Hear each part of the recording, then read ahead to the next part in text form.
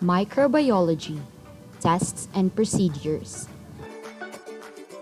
For the following tests, the materials you will need are bacterial culture, inoculating loop, alcohol lamp, match, glass slides, pipette, and test tubes. Plate streaking. Using a match, light up the alcohol lamp. Get the inoculating loop and heat it until red hot, then pass the body of the loop on the flame 2 to 3 times. Let the loop cool down before streaking. Get the bacterial culture, and once it's open, do the aseptic technique by passing the agar plate 2 to 3 times beside the flame. Pick an isolated colony from the agar plate culture. Transfer it to another agar plate and do the first streaking. Make sure that the first streaking must have a narrow space.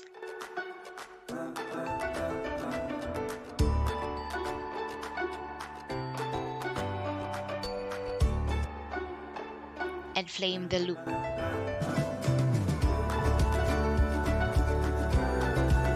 Once the loop is cool, Do a septic technique. Do the second streaking by overlapping 2 times the first streak. The second streak must be wider than the first streak.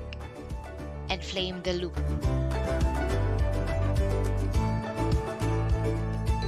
For the third streak, overlap the second streaking area once only. The last streak must have the widest space than the previous. And flame the loop. Invert the plate and label around the edge of the bottom of the agar plate with at least your name, the date, the type of growth medium, and the type of organism to be plated on the medium.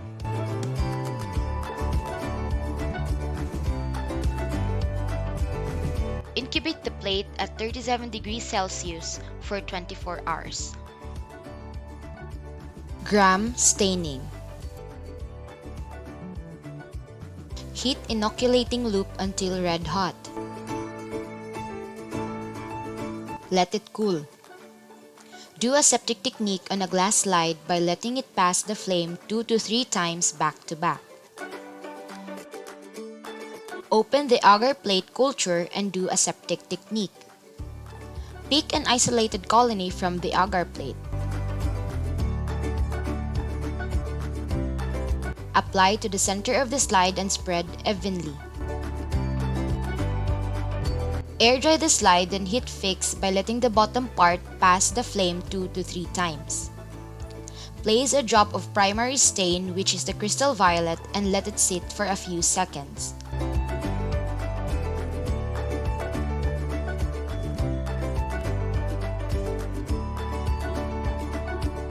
Wash with distilled water, but make sure it is not directly on the smear.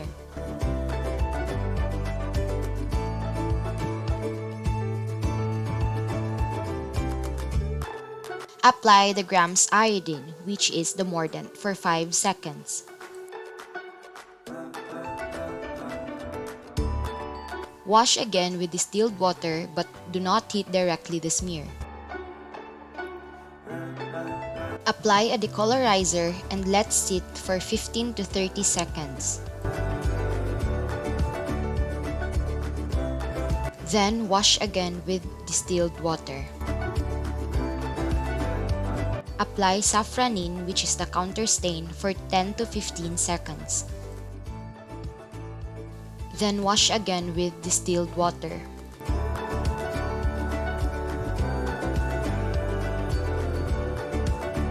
Then air dry the slide. Do the same procedure for the gram-positive and gram-negative bacteria.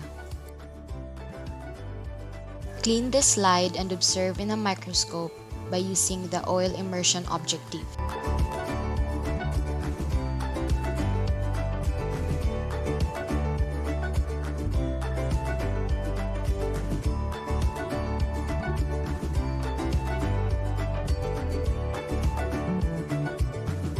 Catalase Test.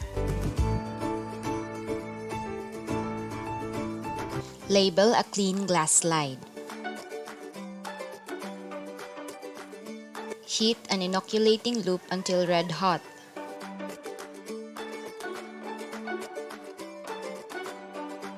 While letting the loop cool, heat fix the glass slide.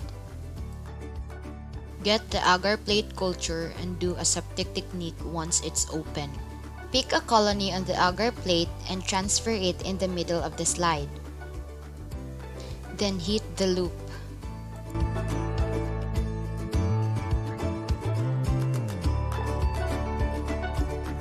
Get the hydrogen peroxide and using a pipette, add 1 drop into the glass slide.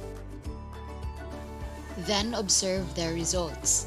If there is formation of bubbles, then the bacteria is catalase positive. But if there's none, then it is a catalase negative bacteria. Coagulase Test. Light up the alcohol lamp. Get the ETA tube with the patient's plasma and do aseptic technique once it's opened. Get a plasma sample using a pipette.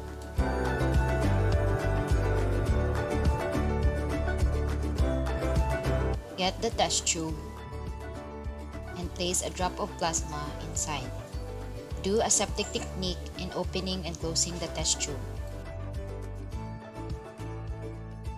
Get the inoculating loop and heat it until red hot.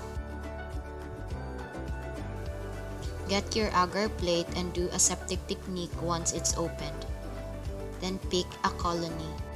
Do aseptic technique before closing the agar plate. Get the tube and once it's opened, do aseptic technique. Carefully place the inoculating loop inside the test tube. Make sure not to touch the side of the test tube. Mix the sample with the patient's plasma. Do aseptic technique before closing the test tube. Then heat the loop. Incubate the tube and examine for clotting. Biochemical tests. The tests to be performed are TSI or triple sugar iron test, LIA, lysine iron agar test, citrate test, and SIM or sulfide indole motility medium tests. Heat the inoculating loop. Once the loop cools down, ready your agar plate. Do aseptic technique every time you open the agar plate. Then pick a colony. Do aseptic technique upon closing the agar plate. First, get the TSI tube. Open the tube and do aseptic technique. Inoculate TSI by first stabbing through the center of the medium to the bottom of the tube and then streaking the surface of the agar slant. Do aseptic technique before closing the tube. Get the second tube, which is the lysine iron agar test. Perform aseptic technique. Inoculate LIA by stabbing twice through the center of the medium to the bottom of the tube, then streaking the slant. Make sure not to stab the same area twice. Then do aseptic technique. Grab the citrate tube. Do aseptic technique once opened. Inoculate the citrate tube by streaking the slant. Then do aseptic technique before closing. Grab the last tube, which is the sulfide indole motility. Don't forget to perform aseptic technique upon opening the tube. The manner of inoculation for this tube is only one stab at the center. Make sure the tube is in an upright position when stabbing. Do aseptic technique upon closing the tube. After the test, heat the inoculating loop. Turn off the alcohol lamp and incubate the samples. That's all. Thank you for watching.